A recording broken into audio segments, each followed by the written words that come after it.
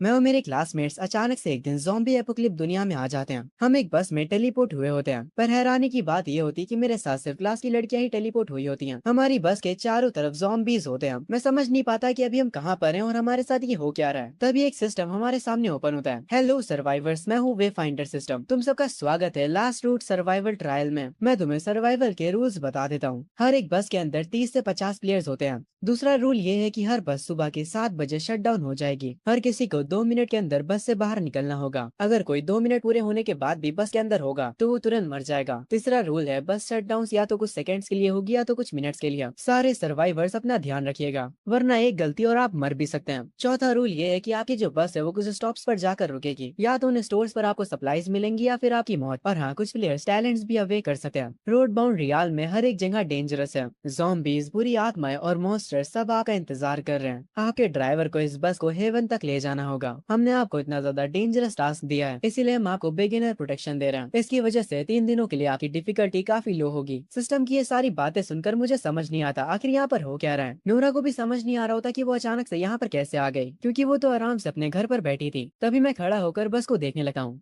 मैं देखता हूँ कि पूरी बस में सिर्फ लड़कियां ही भरी हुई हैं। सबको गिनने के बाद मुझे पता चलता है कि इस बस में टोटल 42 प्लेयर्स हैं। बाकी की लड़कियां भी काफी ज्यादा कंफ्यूज होती हैं। तभी एक ज़ॉम्बी हमारी बस की खिड़की के पास आ जाता है, जिसे देखकर सारी लड़कियां डर जाती हैं। तभी हमारा सिस्टम हमें हमारी बस का नाम बताता है, 15,200। वो सारे प्लेयर्स से बस के लिए एक ड्राइवर चुनने को कहता है। जो बस का ड्राइवर होगा वो बस को और सारे प्लेयर्स को मैनेज करेगा और उसे ही सबको लेकर हेवन तक जाना होगा। नोरा कहती है, ड्राइवर बनने के लिए मैं हमारे क्लास प्रेसिडेंट लूकस को वोट देती हूँ। नोरा के ये कहते ही बाकी सारी लड़कियां भी मुझे ही वोट देती हैं, पर उनमें से एक लड़की इस बात पर सडनली डिसएग्री कर देती है और कहती है, मैं तो खुद को वोट देती हूँ। उसके पास बैठी उसकी दोस्त भी उसी को ही वोट देती है। इन दोनों लड़कियों को देखकर बाकी सारी लड़कियों को काफी गुस्सा आता है। तभी सिस्टम वापस से ओपन होता है और बताता है कि ड्राइवर को क्या क्या फायदे होते हैं। पहला, वो अपनी बस को ऑपरेट और अपग्रेड कर सकता है। वो दूसरे ड्राइवर्स के साथ ट्रेड भी कर सकता है। तीसरा, वो अपने बस के प्लेयर्स को एक्सपेल भी कर सकता है। खैर, क्योंकि ब्रियाना ने खुद को वोट दिया था, इसीलिए नोरा कहती है, कुछ लोगों को सच में अपनी लिमिट्स के बारे में नहीं पता होता। ग्लासेस वाली लड़की कहती है, उन्हें अपने आप को गौर से देखना चाहिए।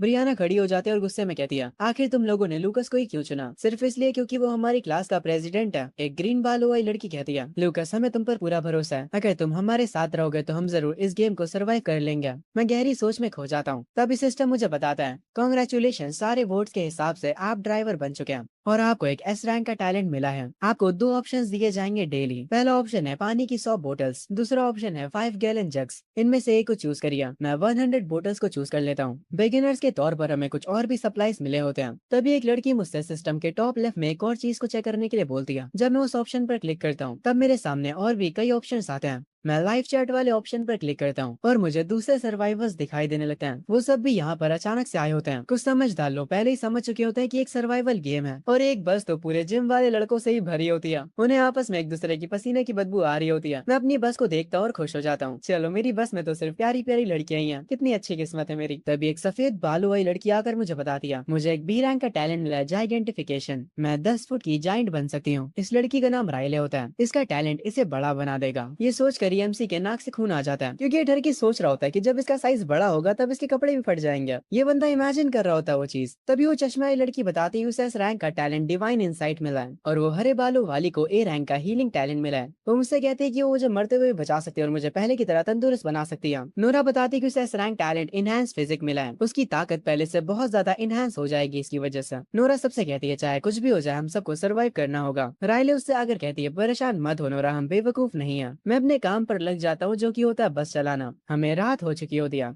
तभी सिस्टम वार्निंग देता और कहता है, बस पे जल्दी ही खतरा आने वाला है। ड्राइवर को जितनी हो सके उतनी स्पीड में बस को आगे बढ़ाना चाहिए। ये सुनते ही मैं सबसे कहता हूँ, अपनी सीटों को जल्दी से पकड़ लो। उसके बाद मैं एक्सीलेटर पर पूरी जोर से पैर रख देता हूँ और ज़ॉम्बीज़ के बीच से स्पीड में निकल जाता हूँ। मुझे कम से कम 14 घंटे तक ये बस चलानी है। उम्मीद करता हूँ कि मैं ये कर लूंगा। अब क्लास की बाकी लड़कियों का डर धीरे धीरे खत्म होने लगता है। तभी सिस्टम मुझे बताता है, आप एक हार्बर मार्केट के बहुत करीब हैं। ये सुनते ही मैं बस को तुरंत रोक देता हूँ। मुझे पता है कि ऐसा तो हो ही नहीं सकता कि उस मार्केट में खतरा हमारा इंतजार ना कर रहा हो। हूँ। नोरा मुझसे पूछती है कि तुम रुक क्यों गए। मैं अपनी ड्राइवर की सीट से उठकर सबको बताता हूँ हमारा पहला स्टॉप है हार्बर मार्केट। मैं विवियन के पास जाकर कहता हूँ तो हमें बताओ कि उस हार्बर मार्केट में क्या है। विवियन अपने टैलेंट का इस्तेमाल करती है और उस मार्केट को अपने टैलेंट की वजह से देखने लगती है। जैसे ही वो मार्केट के अंदर देखती है उसे अंदर ज़ॉम्बीज दिखाई देते हैं जो कि छुप कर बैठे होते हैं। विवियन सबको बताती है हमारा ये स्टॉप काफी ज्यादा डेंजरस है, उस मार्केट के अंदर ज़ॉम्बीज भरे हुए हैं। ये सुनकर सारी लड़कियां डर जाती हैं। मैं सबसे कहता हूँ उस मार्केट में आखिरकार सप्लाईज है, हमें वहाँ जाना ही होगा। तभी ब्रियाना खड़ी होती है और मेरे पास आकर मुझसे कहती है तुम्हारे लिए ये कहना आसान है, तुम क्यों नहीं चले जाते उस मार्केट के अंदर, तुम तो एक लड़के हो, तुम्हें हमें प्रोटेक्ट करना चाहिए।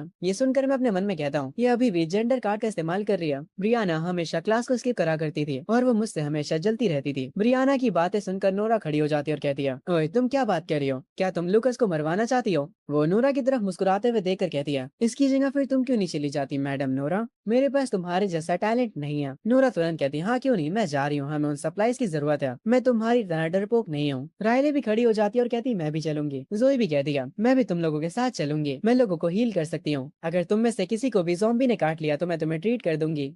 जोई ज़ॉम्बी को गोल्डन एप्पल के साथ पोशन देकर हील कर रही है। काफी टाइम हो गया माइनक्राफ्ट खेले हुए। खैर ब्रियाना कहती है तुम लोग जाओ, मैं तब आऊंगी जब मुझे सब कुछ सेफ लगेगा। मैं सबसे कहता हूँ क्योंकि मैं क्लास प्रेसिडेंट हूँ इसीलिए मैं आगे जाऊंगा और जिसको भी डर लग रहा है वो इसी बस में रहे। पर हाउस मार्केट में जो भी पहले जाएगा उसे अपनी पसंद की चीजें लाने का हक है। मेरी बातों पर तीनों लड़कियां एग्री करती हैं। ये देखकर मैं मुस्कुराता हूँ और फिर विवियन से कहता हूँ विवियन तुम यहीं पर रुकना, तुम्हारे टैलेंट हमारे लिए बहुत ज्यादा कीमती है। विवियन मेरी बात मान लेती है। तभी अचानक एक एमा नाम की लड़की उठती है और कहती है मैं भी तुम लोगों के साथ चलूंगी। जब वो ये कह रही होती तभी सिस्टम बताता है अटेंशन प्लेयर बस अपने स्टॉप पर आ चुकी है, जल्दी से एक्सप्लोरेशन टीम को मार्केट में भेजो। तुम लोग जितना देर करोगे ज़ॉम्बीज उतना ही तुमसे अट्रैक्ट होंगे। मैं सबसे कहता हूँ जो भी चलना चाहते हैं वो मेरे पीछे आओ। नोरा मेरे पास आकर कहती है मैं तुम्हें प्रोटेक्ट करूंगी। मैं उससे कहता हूँ चलो अब चलते हैं। हम जैसे ही बस का गेट खोलते हैं वैसे ही बाहर से काफी खतरनाक हवा आती है। हम लोग बस से बाहर निकलते हैं। दूसरी तरफ ब्रियाना काफी ज्यादा जेलस होती है और कह रही होती है ये क्लास के 3 लोग कितना ज्यादा शो ऑफ करते हैं, ये लोग बस लकी है कि इन्हें इतना अच्छा टैलेंट मिला है। मैं उम्मीद करती हूँ कि ज़ॉम्बीज तुम सबको मार दें। एक तो जब भी ऐसे कैरेक्टर्स किसी भी स्टोरीज में होते हैं उन्हें देखते ही मूड खराब हो जाता है। खैर जब हम स्टोर के पास पहुंचते हैं तो हम बाहर ही रुक जाते हैं। मैं सबसे कहता हूँ मैं अंदर जाकर चेक करता हूँ, पर नोरा मुझे रोक कर कहती है लूकस मुझे आगे जाने दो, मेरी बॉडी इनहेंस्ड है। तभी एमा हमारे पास आती है और कहती है तुम दोनों पहले मुझे जाने दो, तुम दोनों की पावर्स बहुत ही ज्यादा कीमती है, अगर तुम्हें ज़ॉम्बीज ने काट लिया तो हम उसका रिस्क नहीं ले सकते। जब नोरा उसे मना ही करने जा रही होती कि ये बहुत डेंजरस है तब एमा कहती है मुझे जाने दो नोरा, मेरी बस एक ही रिक्वेस्ट है तुम लोगों से, अगर मैं मर जाती हूँ तो मेरी बहन का ख्याल रखना। उसकी बातें सुनकर हम दोनों मान जाते हैं। एम्मा पहले स्टोर के पास जाकर थोड़ी खटखट करती है पर कोई भी ज़ॉम्बी बाहर नहीं आता। ये देखकर मैं समझ जाता हूँ ये ज़ॉम्बीज थोड़े स्मार्ट हैं। एम्मा उसके बाद स्टोर का गेट खोलकर अंदर चली जाती है। वो आगे जाने लगती है। जब वो अपने आसपास की चीजों को चेकआउट कर रही होती है तभी शेल्फ्स के पीछे से ज़ॉम्बीज उस पर अटैक कर देते हैं। वो जमीन पर गिर जाती है। एक ज़ॉम्बी उसके ऊपर होता है। उसके चिल्लाने की आवाज सुनकर नोरा तुरंत अंदर भागते हुए आती है और सबको अटैक करने का सिग्नल देती है। सबसे पहले आगे जाकर नोरा एक ज़ॉम्बी के मुंह पर बहुत ही खतरनाक किक मारती है, इतनी खतरनाक है कि उस ज़ॉम्बी का सर ही अलग हो जाता है उसके शरीर से। रायले मुझे पीछे करते हुए कहती है तुम लोग मेरे पीछे रहो, बाकी के ज़ॉम्बीज को मैं देख लेती हूँ। उसके बाद वो अपना साइज बड़ा करती है और जैसा हमारा एमसी सोच रहा था उसके कपड़े फट जाते हैं। ये देखते ही वो बहुत ज्यादा एम्बेरस हो जाती है और उसे देखते ही एमसी की नाक से खून आ जाता है। जैसे ही उसके और ज्यादा कपड़े फटते हैं एमसी की नाक से खून फुहारे जैसा बहने लगता है। रायले बहुत ज्यादा एम्बेरस हो जाती है पर वो फैसला करती है कि पहले वो जाकर ज़ॉम्बीज को मारेगी, उसके बाद में इन सारी चीजों के बारे में सोचेगी। वो आगे जाकर जो ज़ॉम्बी एमा के ऊपर बैठा होता है उसे लात मारकर दूर कर देती है